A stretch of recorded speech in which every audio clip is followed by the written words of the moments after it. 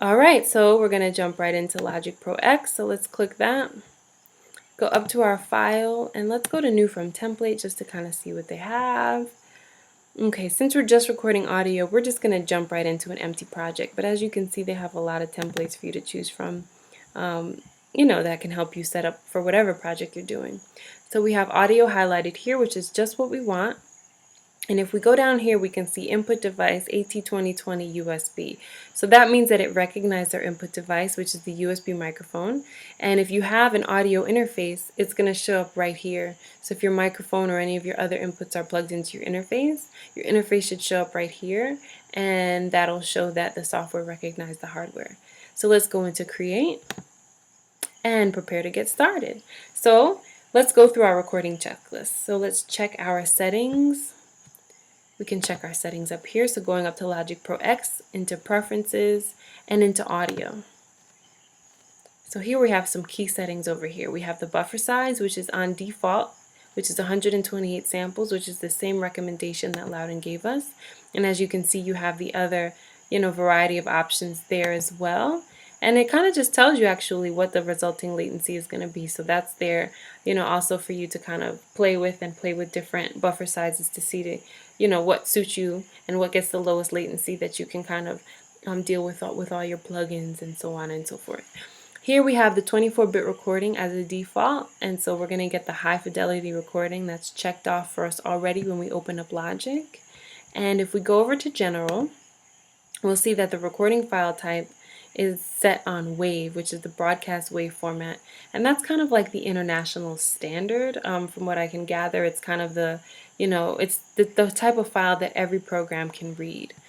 And usually the default is set on AIFF for Apple computers, which is the audio interface file format, but we're set to the BWF as we were suggested by Loudon.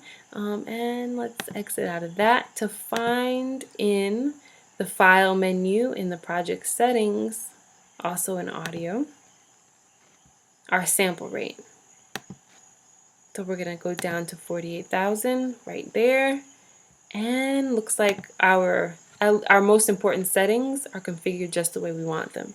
Now we're going to go down to create a track. So our track is already created for us. If you see on the side, if you're ever looking to figure out where the mono and the stereo is in Logic Pro X, it's going to be over here. So we have the stereo out, but we have the mono in, and the mono is going to be represented by that circle button over here. You just click that, and you can see you have the other options right there. But since we're doing the audio, remember, it's best to record in mono. So we're set up with that. We're going to name our track. So I'm just going to name my track Asia Voice. Record enable the track. The record enable is blinking right now, as you can see on the R. And now we have to set the levels using the microphone preamp. So la la la la la. All right, so I'm actually at a pretty good level. I'm about 3/4 the way up the meter, and I don't have a gain. I can't change the gain on my microphone directly. If I wanted to change it, I can't do it through Logic Pro X. I have to go into System Preferences, go into Sound, and I can make those adjustments here, kind of sliding up and down the meter, but 50% seems like a good place for me. So I'm going to exit out of that. Now enable the click and count off. The click and count off is going to be right over here. The 1, 2, 3, 4, you can see that's the count in, and if we want to make any changes, we can go up into count in. We can all, jump in however many bars we need to count in to get the groove, and we can also set the time signature over here, and some more detailed settings in the metronome settings bar. We're going to keep it here on click while recording, but not while playing back, and you can always make further changes as you need, and that's it. Let's get ready to record. So we're starting at the beginning of the track. Let's go ahead and click record.